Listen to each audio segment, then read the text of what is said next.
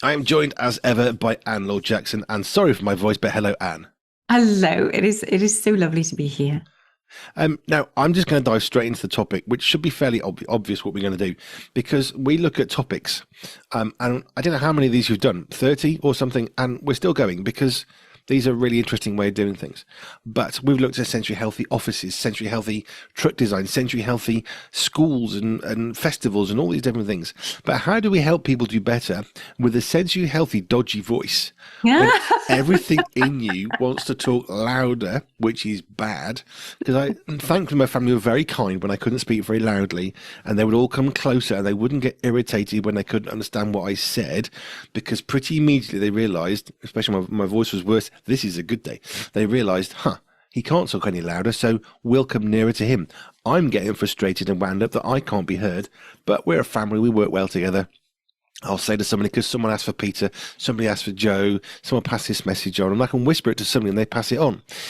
When those pieces of the jigsaw are not there, how might we help people have a better sensory healthy loss of voice?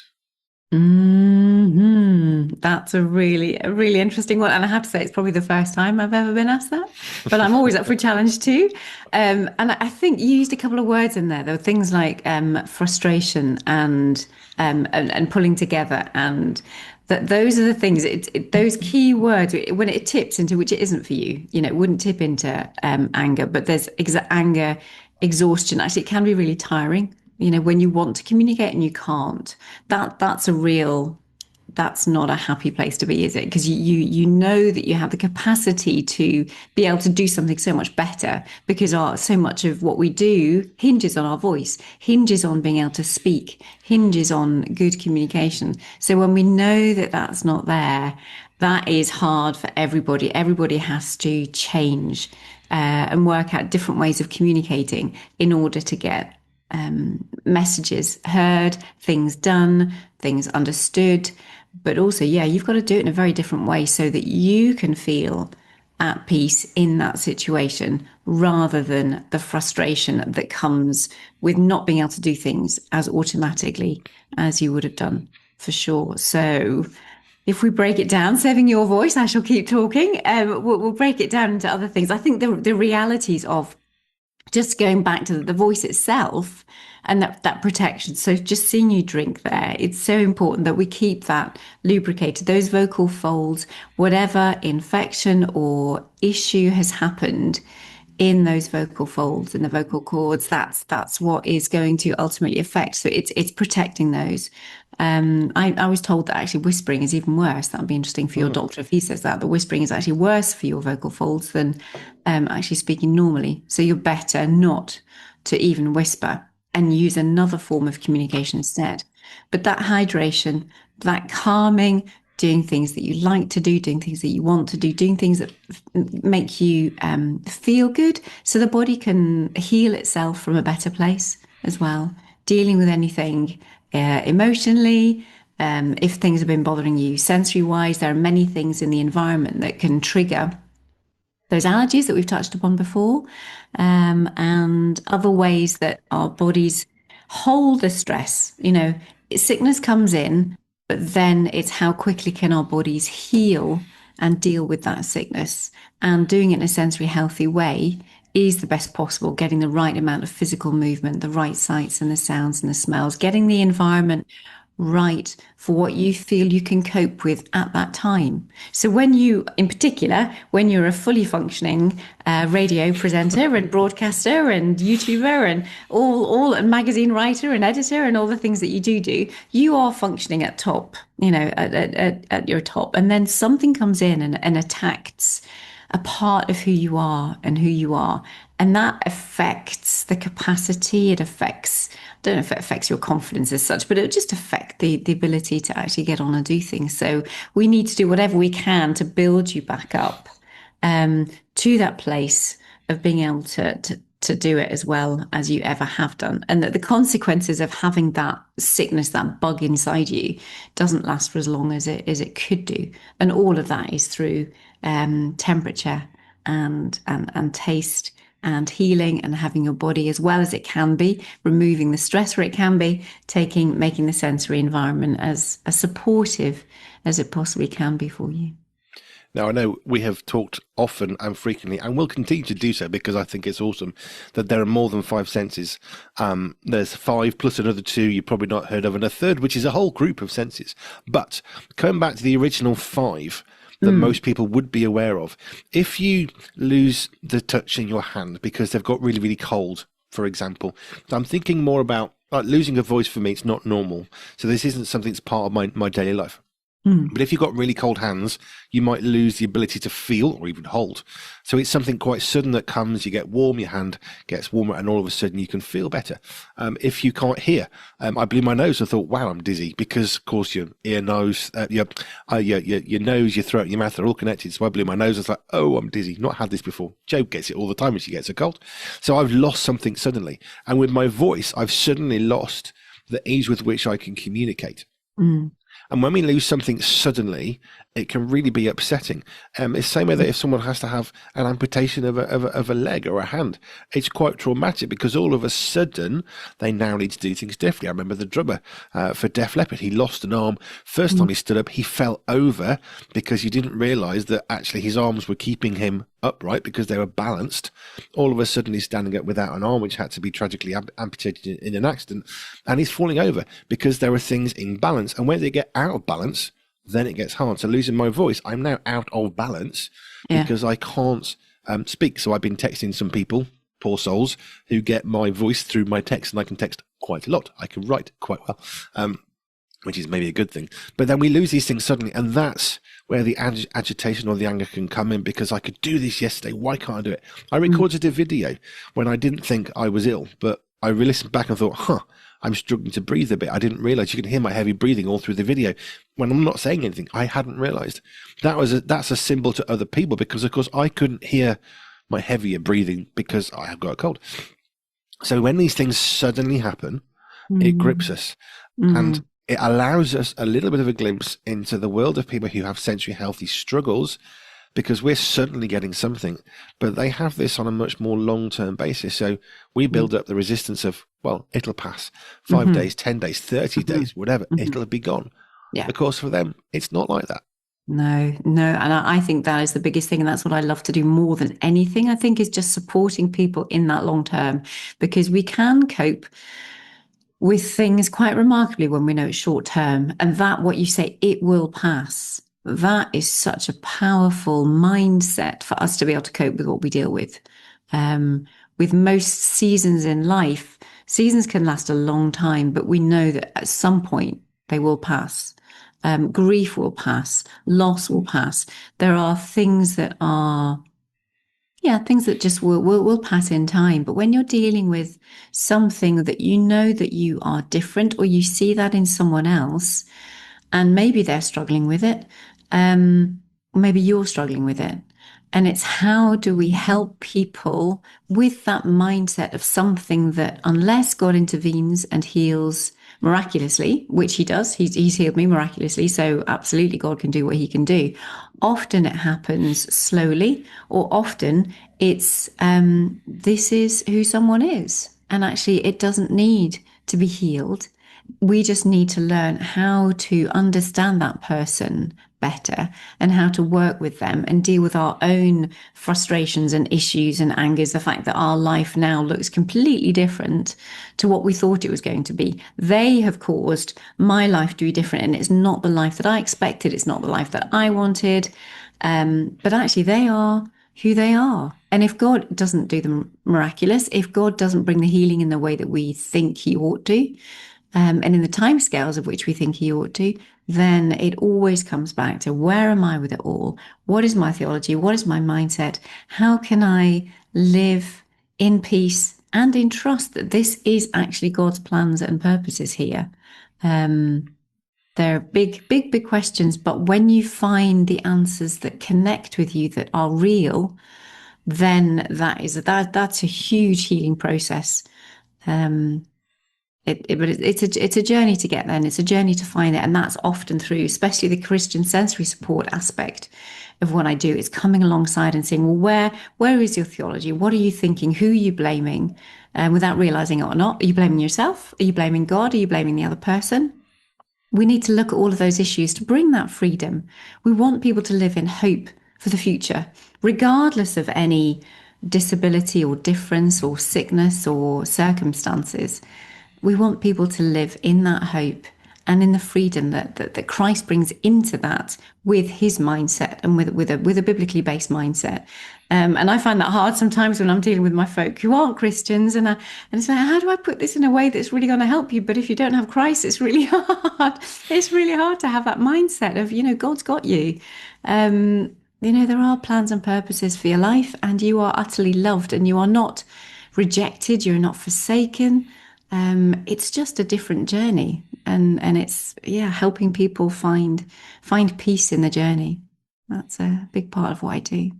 I guess locating who they are and what they are in the world, accepting there are things, some of which they can't change, some which they can, and that's when we need people like you or Dr. Scott, whatever, to think, okay, well, here's something we can fix physically, or we've got an audio processing struggle, we can fix that. There are some things that we can fix, whether that's physically or perhaps even mentally.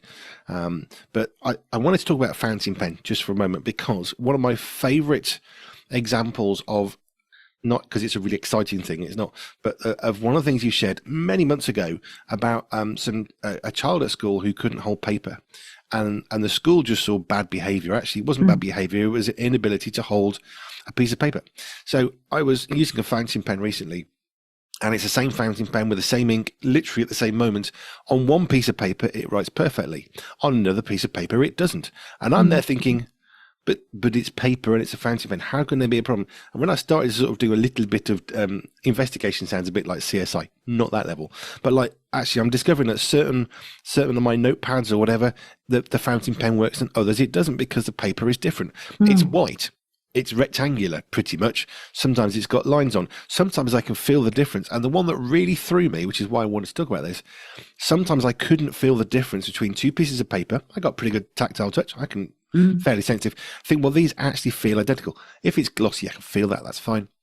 But my pen knows more than I do, oddly, considering it's an inanimate object, because on some paper it'll write and some it doesn't.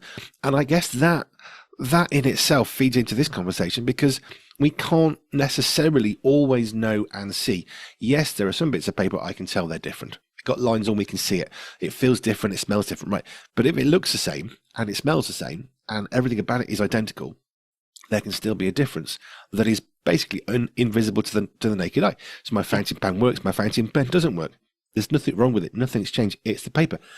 That, I think, is a great illustration, I think, of where sensory health comes in, because how do you see someone who's physically disabled, might be in a wheelchair?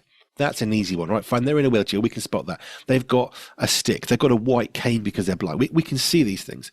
But there are so many people for whom, especially sensory health, we can't see the disability as we, I guess, even might want to be able to put them in a little box. We can deal with that, as it's not so obvious. Yeah, it was really interesting yesterday. Had a child and a parent come in. I've been working with the mum a little bit, and just saw him because he's a phenomenal footballer, and like he's basketball and he's boxing and he's brilliant at physical activities where he's on the go. The problem is that he's always on the go, and that's not really helpful for the school and for everyone else. It's just like, right, okay, what is going on here? Obviously, someone who has who looks brilliant on the outside with what he can do physically, but because I always want to dig a bit deeper, it's like finding those assessments that will help me go below the surface, so that it's not just my, as you say, it's not just my eyes that are seeing things, but it's how I'm able to pick up what's going on in the senses underneath. And there were a couple of assessments that just really highlighted that although when he's moving, he's absolutely brilliant, he's really coordinated, you stop him and he just can't do movements where for him to stop. He cannot stay still. He can't hold his body up against gravity for a certain period of time. His eyes, he can't coordinate and move his head in a certain way, which you kind of think doesn't make sense if you didn't know sensory processing and integration. It doesn't make sense when you see him. He's a top sportsman and brilliant, but he's doing that on top of foundations that are not that strong, which impacts his life in other areas. So it's really important that we actually do the assessment side of it to find out more of what's going on underneath, but also acknowledging that people struggle. Just take it seriously. There's another mum I was chatting to last week, and she was saying, like, yeah, we're not being taken seriously about this. So I said, look, send me the information that you have got, that we have been working on, and I'll do a covering letter for you, because it's like she's saying that people aren't listening to me, and it's like we need to continue getting the word out that sensory processing is a real thing, and that if you can't sit still, if you're bothered by the tags in your clothes, if you are bothered by the touch of paper, because we can't see, there are different types of paper, exactly what you're saying. If you can't hold yourself long enough to write sentences, if you struggle with writing those numbers, or if you find it difficult working in the office, following instructions. I had a beautiful email this week, or was it just the end of last week? One of the adults that I've been working with over a year ago, when she started, and she said the difference now, because she was going to lose her job. That's the thing. It's just, this is serious when people are doing it. And she was saying the difference this has made for her to be able to write these things down, to know what these things are, to be able to communicate that to her workplace, and they put reasonable adjustments in place. That is how it's all supposed to work, so we can support one another.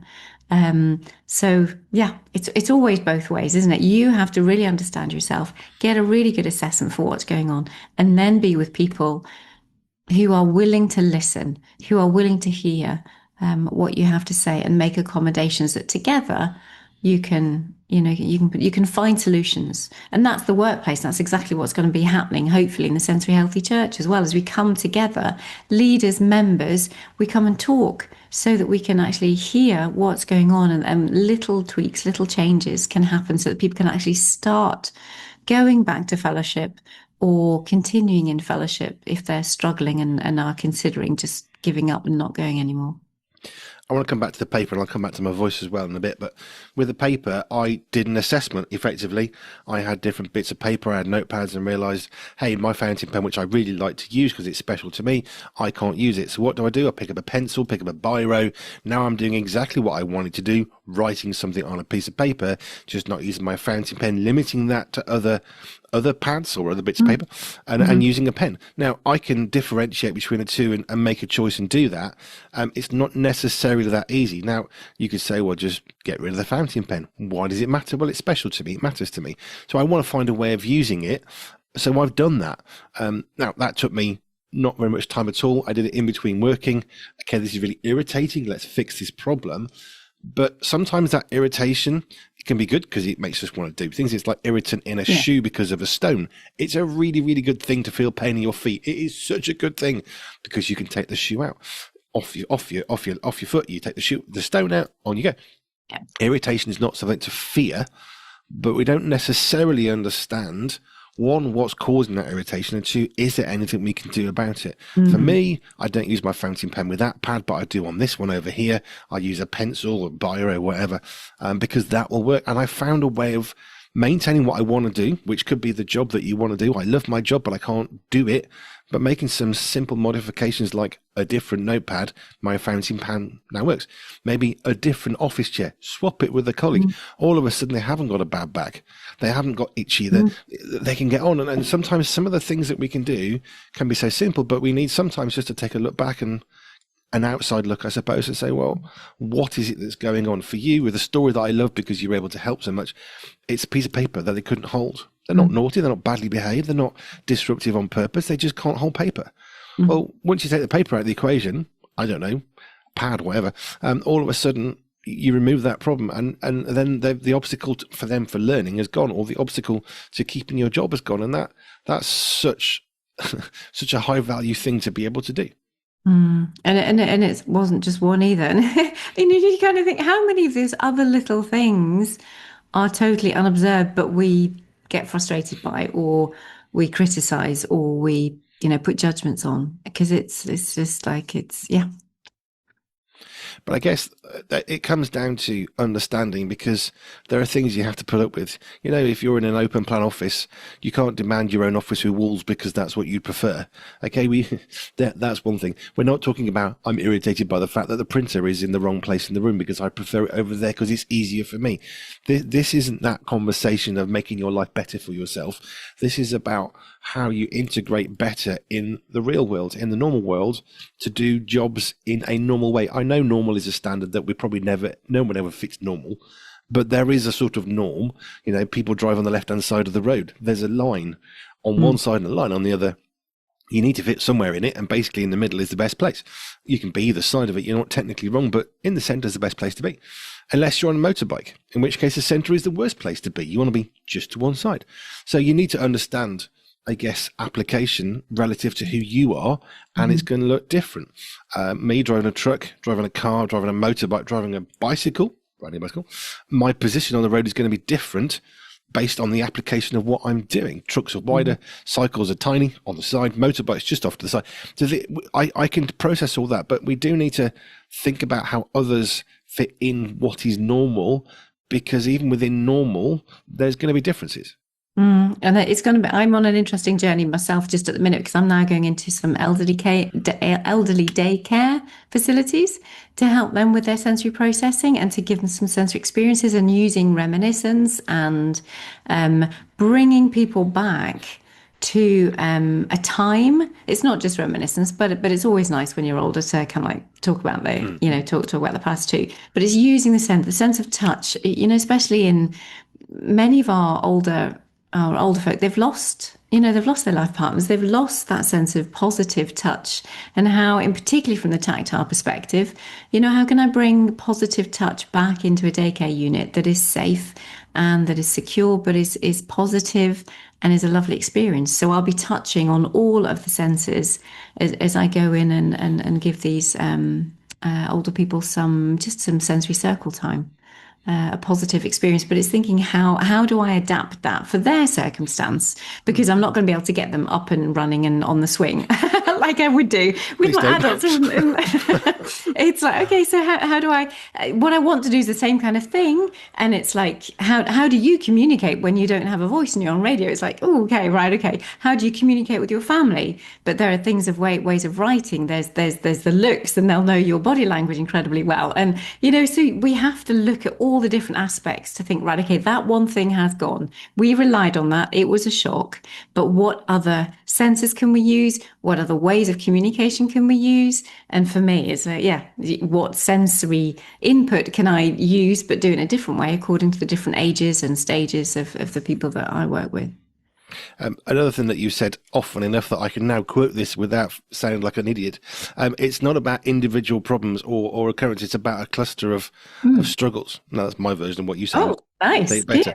But it's that cluster of struggles, not just one, because we're always going to have a struggle. It's just completely randomly. But I was thinking about signs of domestic abuse. I remember learning about it in church years and years ago. Any one of those, several of those probably, is completely healthy and normal. The problem is when you have more and more and more and more of those, then you might have something that's worth asking a question. But take any one of those on its own, well, that's not a sign of anything other than love and care, actually. But too much of that, too intense, or too many of them, then you have a cluster of struggles. And I think that's where, like with my voice being not great, I've had to find other ways, and I've been irritated because I can't speak, and it's upsetting, and I want to speak. I've been off my radio show for days, and it's really frustrating because I really like my radio show, and it's something I enjoy doing. But a bit like the paper and the fountain pen, a bit like my idea with trucks and cars on the road, they have different positions slightly. We do need to assess better how we can keep on doing what it is that we need to do within the world around us. Because I think one of the things you've said, I'm sure you said this, you quote me wrong if I'm not, a big part of your job is helping people to identify their place in the world, not order of, higher or lower class. It's about their place in the world. How do I fit? I'm sitting on a chair in an office. This is my place in the world right now. There are people around. That's my place, and I need to be respectful to them. Right now, they're more respectful to me because I'm on with you. So they're not talking. I'm making lots of noise, and that's okay because they know their place in the world, and their place right now is to be silent, to be quiet, because we're on air. So it's those things about looking around us. It's that part of knowing where we fit in the world in order to get on with the world, and they also know that when we're not on air, if we're on when people see us at a festival or what have you, if we're on air, we're not going to ask them to be quiet because we're in a room or whatever. In a studio, whole different thing. Same principle, different outcome because different context. So we need to understand the context. There's different pieces of paper. That person that you've helped in the workplace. Now, what is it they need to do differently? They need a job. They need to have a salary. They've got a house to run, probably, maybe children, a husband, I don't know. And it's all got to be paid for. So therefore, it's not, I need to leave my job because I can't cope. It's how do you cope in the job you have? Yeah. And it's a whole different outlook on life when you're trying to work out how to achieve it rather than avoid it. Absolutely. Absolutely. As we want achieving, we want people to succeed. We want people to achieve. We want people to be doing the things that they want to do. And if there's a barrier in any way, shape or form, let's work out how we can dismantle that barrier or get over it or go around it or, whatever way it is that, that is there. But if there's a job, if there's something that you want to do, but it's just tricky, then that's the time to reach out, get in touch, or to have a look at your situation seriously and see what can be adapted, what can be changed so that you can be successful and achieve in that. I love, especially as we come to a close, I love the fact that you've worked with very young ones, you've worked with older ones, and now you're working with the oldest ones in our society and helping them with their sensory health. For some reason, that makes me ridiculously happy. I don't know particularly why. You don't live near me. It's not helping me directly. I just love that you're now working with some of the oldest in society. Yeah. Because they are so often forgotten about, railroaded to the side, ignored, even like semi-retired. Oh, well, you can't do anything anymore. Really? We've got all this wisdom collectively in that nursing home or centre or whatever. There's so much wisdom. Like we need to access that because we look around the world, people are saying, oh, there's no wisdom left in the world. Well, there is. It's stuck in houses and no one's talking to them. Go and get the wisdom because they know all sorts of stuff. Let's not abandon them. So that, I don't know, makes me ridiculously happy that you're now helping some of the oldest in society with their sensory health. Oh, bless you, brother. But they called me, out of the blue and say we've got 7 care homes, and it's just like, and it was just like, oh, crumbs random. It's like, well, yeah, of course I would. I'd love to. So let me make it work. It's like, yes, my life is full, but let me make it work because this is good and this is right. And so that's what I'm doing. Fantastic. If you want to get any help from Anne, whether it's physically and directly within Jersey, where she lives and works, or around the world because she's fully accessible digitally, which is awesome, you can do so. Just go to pure247radio.org, pure247radio.org/ALJ, and we will connect you to Anne Laure Jackson of Sante on Jersey. Thank you, Anne. Thank you. And bearing with my voice as it was is. Always. Bye for now. Bye.